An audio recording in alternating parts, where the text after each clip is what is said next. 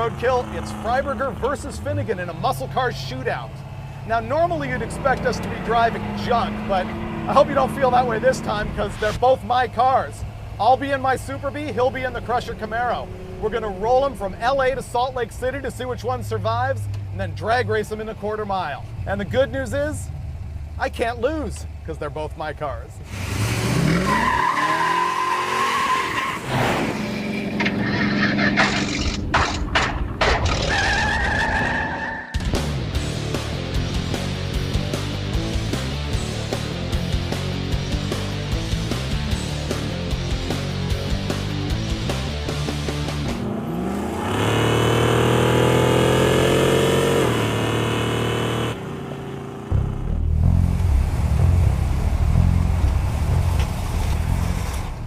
Hey.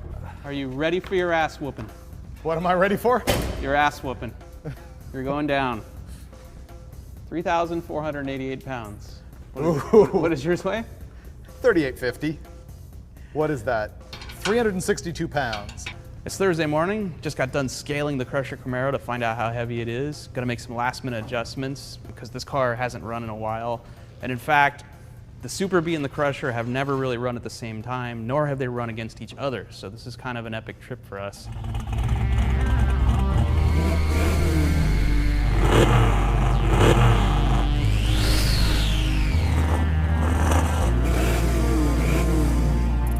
There's a lot of history in both of these cars, not only for Hot Rod Magazine, but with me personally. The Super Bee is a 70 model, and it's actually my very first car. I've had it for 30 years. When I was 15 years old, I paid $1,800 for it. The engine in the Super Bee is a 484 cubic inch Hemi, which is based on the 426. On the dyno, this thing made 675 horsepower, but by the time I got it in the car with smaller headers and a full exhaust system and a mechanical fan and all this other kind of stuff, I'm thinking it's delivering like 600.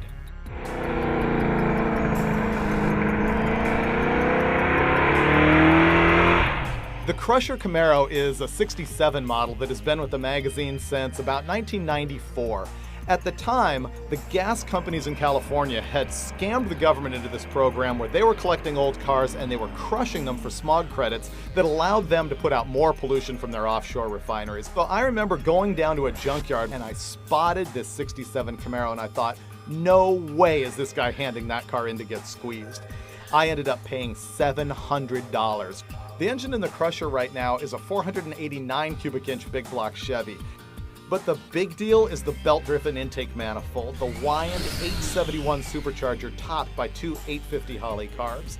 Pushing like 5 pounds of boost through this thing, it makes a brutal torque curve and 700 horsepower. Both of these cars have electric fuel pumps, and when you wire them normally, they run all the time, wide open. That heats the fuel up in a fuel cell, and when you've got a fuel cell this small and it's a 100-degree day out, you don't want hot fuel in here. So we're putting fuel pump controllers in both cars that'll slow the pumps down at idle, keep from heating the fuel up, it'll make the pump live longer, keep the thing from vapor locking, all good. In theory. Theory? So we break down on the side of the road today.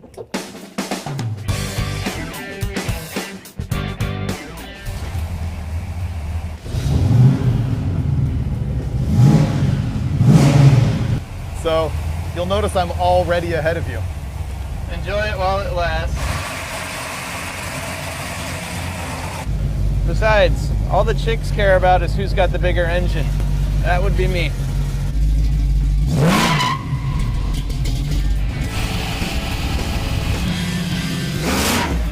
Get out of the way, Escalade. There's a whole lot of awesome coming through right now. Oh, the meter's on. It's like a Christmas tree. There's no question Finnegan's gonna boil the hides away from the meter. Whole shot.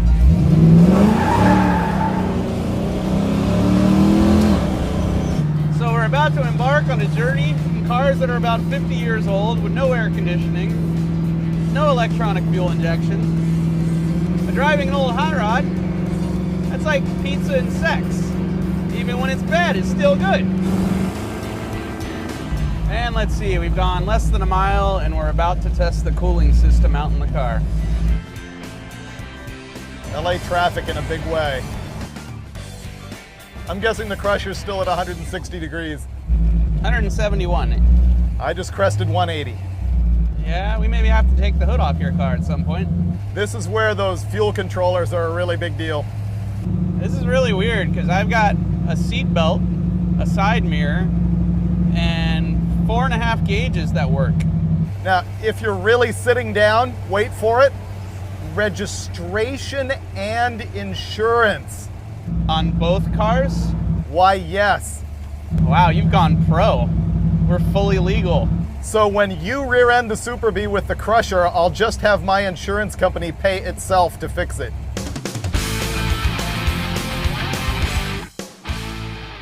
Okay, I hit 200. At about 188 degrees here. No hood works. No hood for the win. Okay, 220. We should probably get off. I will follow you. Hemi, not known for running cool or getting good mileage. I got up to 220 at one point in that traffic, but that was after 45 minutes of sitting. So I'm gonna say it wasn't that bad. You get rolling and it comes right down to 180, but what's really funny is that I got 7 miles to the gallon. Proud of that number. Probably getting worse than that today because I'm taking every available inch of the highway and doing burnouts. I think that means it's done. Nobody light a match. Well, Finnegan got 6, so once again he did win. But he continues to gloat about my car being superior to my car. And I don't think he gets that.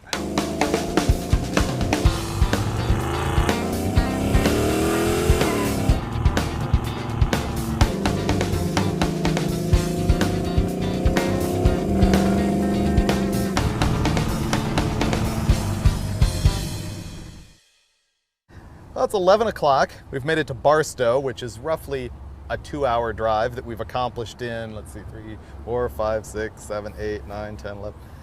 Have we really been on the road 7 hours? Yeah, we're right on time. Yeah. The socket is worn out on the tail light and isn't grounding. And so he sometimes has running lights, sometimes not, sometimes brake lights, sometimes not. It's kind of like a disco. What he's trying to do is make a wedge so that when the socket goes into its hole, that these tabs will keep in ground with this thing.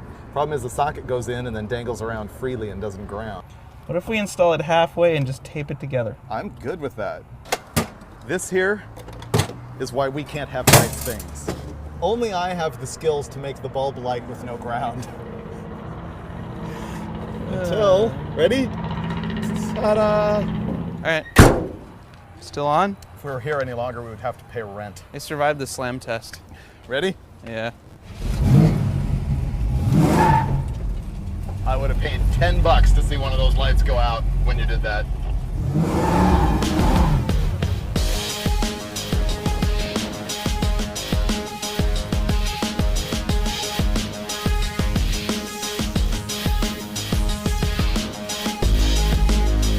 Yeah, 12 hours to get to Las Vegas. Should be a 5-hour drive. We're gonna go cruise the strip a little bit, listen to some bums scream at each other, maybe score some meth. I got you something because you're in Vegas. Oh, okay. Perfection. Maybe get ourselves a friend for the night and see if we can find a hotel that will park the cars right out front so they don't get jacked with overnight. And then we're gonna sleep for 45 minutes and hit the road again in the morning because it's supposed to be 6 hours to Salt Lake City, which for us means 12.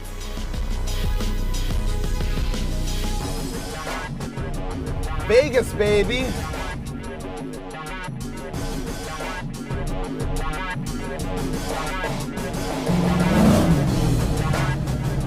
The Super Bee will never, ever top the Crusher for the ability to just blaze tires at will. I think you just need to try harder is all. It's so realistic, I feel like I'm actually in New York right now. The cab drivers in Vegas are every bit as salty and crazy as the ones in New York. Now it is Friday at 1:30. We got into Vegas at 5:30 in the morning last night and we had to sleep this morning because now we have 9.5 hours to drive to Salt Lake City where we're gonna attend the midnight drags at Rocky Mountain Raceway and they open at 11 p.m. It's 104 freaking degrees in the desert right now. F***ing roadkill. I'm gonna need it. Thank you. Good luck. Thanks. You know it's bad when the homeless guy wishes you good luck after he takes one look at your automobile. I'm glad that I have the vinyl seats here so that the sweat just sort of pools around my butt. Yeah, I got Yeti sweat now. Soon it'll be swamp ass. This is really like when Fat Elvis had his comeback at the Las Vegas Hilton and he was on stage doing the karate chop moves. I'm thinking the level of sweat down his back was about similar to what I have right now. Not to just kick you in the nuts with the whole age thing again, but I don't believe I was alive when Fat Elvis was doing the karate chop you speak of.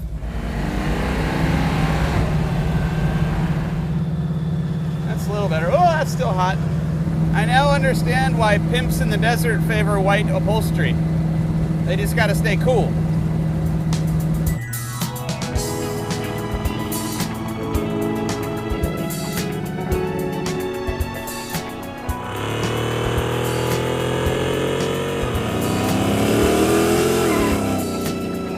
Oh, this isn't good.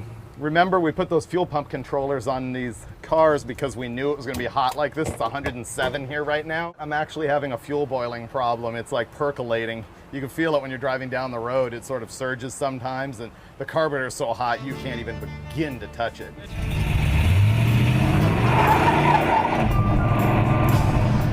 On day 2, the heat was even worse, but we kept moving pretty fast on the highway, which solved the overheating problems for the radiator. The poor fuel pump was suffering so bad in the heat that it started to groan and the car was actually surging from fuel starvation on the highway.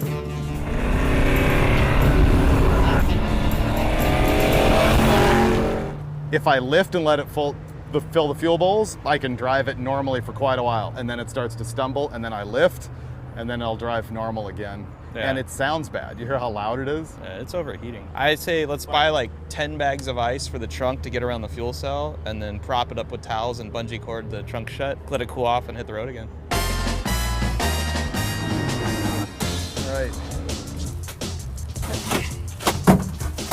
Hopefully there's drain holes in here somewhere. Here, where we can make a kegerator out of the Super Bee.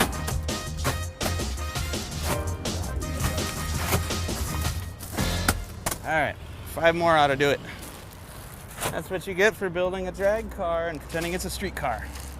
Well, but this is actually not really a drag car. It's neither fast nor streetable. You put the gas tank and the fuel pump inside the vehicle. Not a street car anymore. Is that what it says? I think this is going to fix it. Finnegan's argument is that it's a tuning problem. I think that this alone is going to solve it, so we'll find out what happens. $100 for ice. What the hell? That's gonna be fun to expense.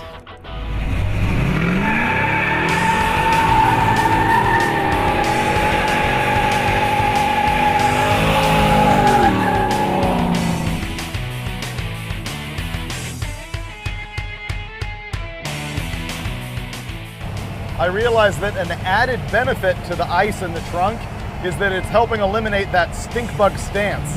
It's a twofer. It's the gift that keeps on giving. Actually, that's a 3-way, because it's also keeping the beer cold.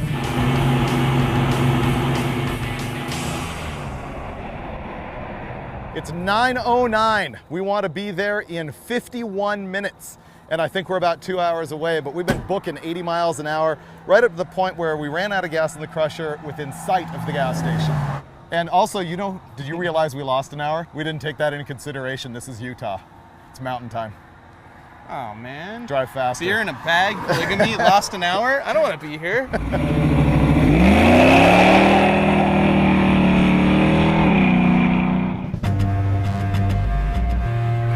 After more than 20 hours of driving, we finally made it to Rocky Mountain Raceway at midnight.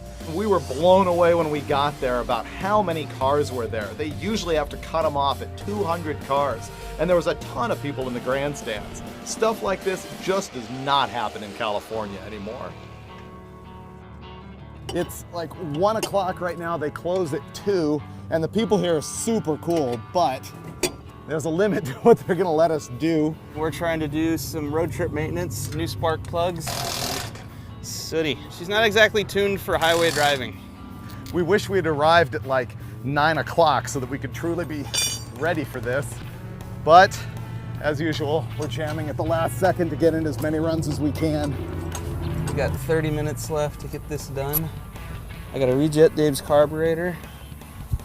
I have a bad feeling he's not gonna get to make a nitrous pass. Are you standing here waiting for us? Oh, I know. Oh, wow. Oh, yeah. The people at Rocky Mountain Raceway were super cool, and they held the lanes open longer than they really should have as we were thrashing on these cars to get passes in. But finally they were both ready, and Finnegan hopped in the Crusher and took off out to the starting line. And that's when the Super Bee wouldn't fire up. I opened the hood and found out that the secondary float ball on the carburetor was just a geyser of gasoline. He was right behind me. I don't know what he's doing. Something must be wrong with the car. These are jet extensions right here for when the fuel's sloshing towards the back of the bowl. You can see the witness mark where they were crushed and holding the float down. That wasn't good. All right, well, Dave has pretty much burned up all of our time. So now I think we're down to 1 pass. Just run him. I'm 50-50. This is probably not going to happen at all.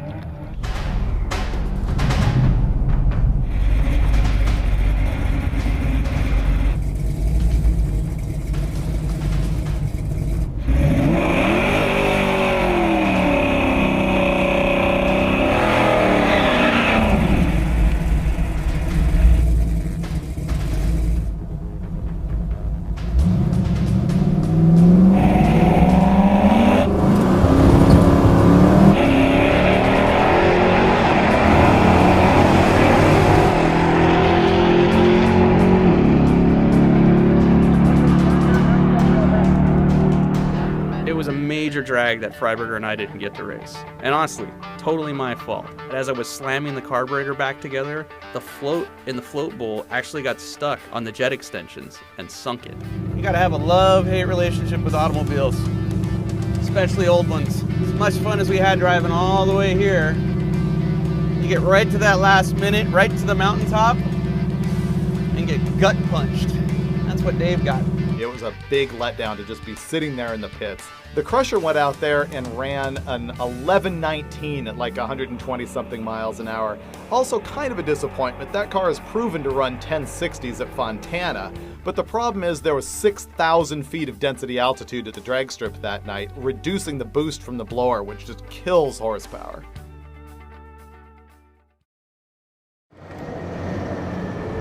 Repair and maintenance prohibited in the parking lot, but it doesn't say roadkill on it, so my thought is it doesn't apply to us. More of a guideline than a rule, right? I can't deny I was really depressed at not being able to get the Super Bee down the track. We needed to turn it around, make it another 700 miles home, and find some way to put a capper on this trip.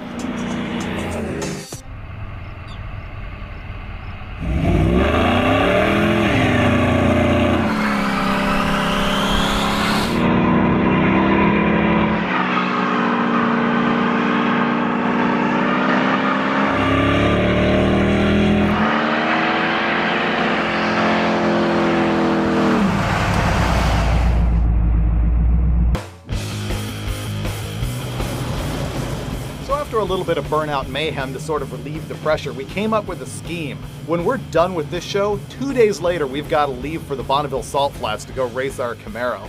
And the problem is, we didn't have a truck to haul the thing up there. As a matter of fact, the car isn't even together. We'd found this really cool ramp truck before we left, but didn't have time to go buy it, and so we decided on the tail end of this trip we were going to haul down to San Diego, California and pick it up.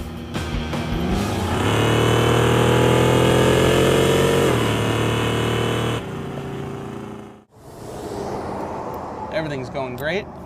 Get into Nevada, cruising down a big mountain. All of a sudden I hear, psst, boom, blow a tire. I immediately have flashbacks of the Gremlin all over again, except this time I don't crash. Pull over, tire actually came off the rim. So this time we're smart. We brought spare wheels with us, but we weren't smart enough to bring lug nuts that actually fit these spare wheels.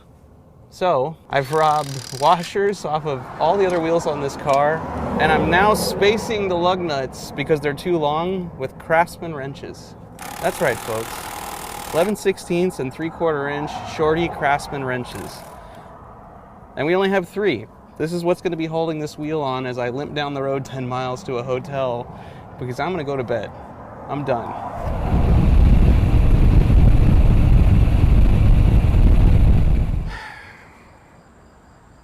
Roadkill.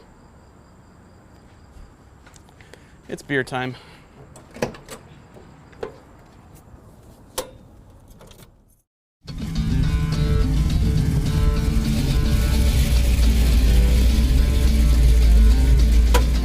This thing is mint. Well, I can tell already this is one of our better purchases. Oh, this is way too good for us. I think it's got 56,000 original miles on it. It's got the good front end on it. It's a 73. Yeah, see, it doesn't have the flat front of the later models. This is cool. And it doesn't have drip rails. It doesn't have shoulder belts. I seriously think 56,000 could be legit. No more trailers. You know what else that means? No more 55 miles an hour in California. Will it go over 55? Oh, that I don't know. Probably not. It's got a winch. Oh, it has a winch, the air Two conditioning gas works, tanks. the stereo works, it has the FM radio communication for Baja. Wait, a stereo? Wow. How much was this? $3,500. We've spent more than that on a lot worse. Oh no, this is a huge score. Let's see if it'll run though. I have to admit it did have a dead battery. Something had to be wrong with it. You want to? That's a big block, 454. Factory 454, With yep. air conditioning and 2 batteries. Do you want to put the crusher on the truck? We could. We can just test it out now. As a roadkill trip goes, this really wasn't that much of a fiasco. Yeah, we kind of failed at the drag strip, but we did drive 2 of my cars 1,500 miles by the time we were done. And that's a pretty big deal, especially when you're looking at stuff that has this kind of horsepower and that hasn't been on the road that much for a long time. As it turns out, this ramp truck is way too good for us. Having said that, the junk's probably gonna blow up halfway to the salt flats. And you'll see more of that on the next episode of Roadkill.